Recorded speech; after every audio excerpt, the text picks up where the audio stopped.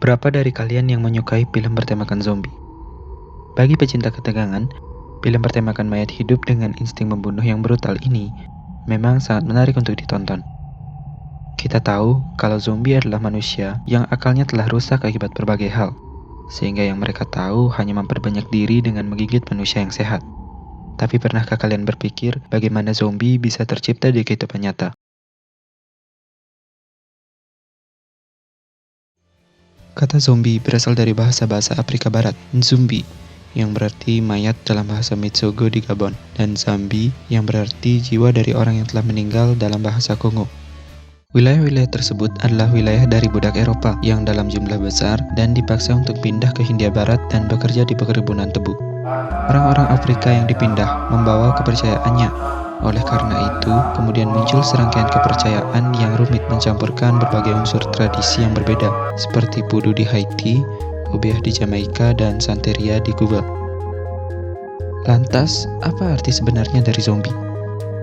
Di Haiti, kata zombie umum untuk menggambarkan hantu atau segala penampakan yang menyeramkan. Artinya kemudian berkembang dan berubah secara bertahap, seiring dengan pengaruh kepercayaan bahwa penyihir bisa membangkitkan orang yang sudah mati menjadi budak. Pada dasarnya, kata zombie adalah hasil logis dari menjadi budak yang hidup tanpa keinginan, tanpa nama, dan terjebak dalam hidup semu di mana mereka bekerja tanpa henti. Di film-film zombie, ada banyak hal yang bisa mengubah manusia menjadi zombie. Ada zombie yang tercipta karena virus, parasit, bakteri, bahan kimia, hingga tercipta oleh makhluk hidup lain seperti tanaman beracun, serta jamur. Ya, zombie akibat jamur menjadi bahasan yang unik untuk dibahas. Sebagai tanaman heterotrop yang sangat bergantung pada lingkungannya untuk hidup, benarkah makhluk ini dapat mengakibatkan bencana wabah zombie?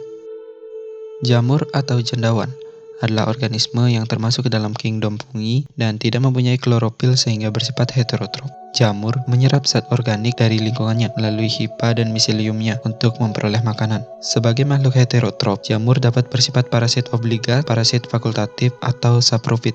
Tapi kita tidak akan membahas jamur secara umum. Yang akan kita bahas adalah spesies jamur yang satu ini. Cordyceps adalah genus dari fungi Ascomycota yang terdiri atas 600 spesies. Hampir semua spesies Cordyceps merupakan endoparasitoid, yaitu bersifat parasitik terutama pada serangga dan arthropoda lainnya, sehingga mereka disebut sebagai cendawan entomopatogen. Beberapa dari mereka ada yang bersifat parasitik pada jamur lain. Genus ini merupakan yang terbesar di seluruh dunia, dan sebagian besar, sekitar 600 spesies, tinggal di Asia terutama bagian Nepal, Tiongkok, Jepang, Bhutan, Korea, Vietnam, serta Thailand. Spesies Cordyceps sangat melimpah dan beragam di hutan subtropis dan tropis yang lembab. Ketika jamur Cordyceps menyerang suatu inang, miseliumnya menginvasi dan akhirnya menggantikan jaringan inang. Sementara tubuh buah yang memanjang atau ascocarp dapat berkembang dengan membentuk silinder, bercabang, atau bentuk yang kompleks.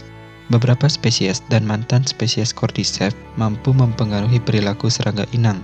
Sebagai contoh, Ophiocordyceps unilateralis yang sebelumnya Cordyceps unilateralis menyebabkan semut ingin memanjat tanaman dan melengkapkan dirinya di sana sebelum mereka mati. Ini memastikan parasit mendapatkan lingkungan pada suhu optimal dan kelembaban yang diinginkan. Bekasnya telah ditemukan pada daun fosil yang menunjukkan kemampuan untuk memodifikasi perilaku inangnya berevolusi lebih dari 48 juta tahun yang lalu. Beberapa dari spesies Cordyceps ini dapat menginfeksi tubuh dan otak serangga, mengeluarkan zat halusinasi, serta menjadikan serangga lebih lapar, lebih aktif dalam mencari pasangan, dan kemudian mati. Jamur kemudian akan tumbuh dari kepala seekor semut peluru yang terinfeksi dalam waktu 3 minggu. Jamur Cordyceps tidak bisa tahan pada lingkungan dengan suhu di atas 26 derajat Celcius, yang berarti dia akan mati ketika hidup di dalam tubuh manusia yang bersuhu sekitar 36 derajat Celcius. Bagaimana dengan perubahan iklim dan evolusi jamur Cordyceps? Jamur sama seperti makhluk hidup lain yang berevolusi. Di tengah perubahan iklim dan strategi bertahan dari suhu yang makin meningkat, membuat jamur Cordyceps berkemungkinan bisa bertahan dalam tubuh manusia. Namun, evolusi bukanlah proses yang sebentar, cukup lama, dan itu masih jauh, kata Profesor Gnu. Infeksi jamur pada manusia tidak secepat dan semematikan virus atau bakteri. Justru jamur paling lambat dalam membunuh dibandingkan dengan bakteri Clostridium botulinum yang menghasilkan toksin powerful, kata ahli bioteknologi mikroba Profesor Inyoman Pugek. Penyakit yang disebabkan oleh jamur bisa bertahan dan memakan waktu bertahun-tahun sampai benar-benar dampaknya mematikan, meskipun secara pengendalian lebih sulit karena lebih kompleks dari bakteri, kata Profesor Nyoman. Tapi tunggu dulu, bagaimana pendapat Profesor Nyoman bisa berbeda dengan apa yang tersaji di film-film? Nah, yang perlu kita sadari, semua hal di dunia ini terjadi tidak secara acak begitu saja, namun terjadi atas berbagai tahapan, baik yang sengaja maupun tidak. Sama seperti evolusi yang terjadi pada jamur, infeksi wabah zombie pada manusia juga memungkinkan untuk terjadi.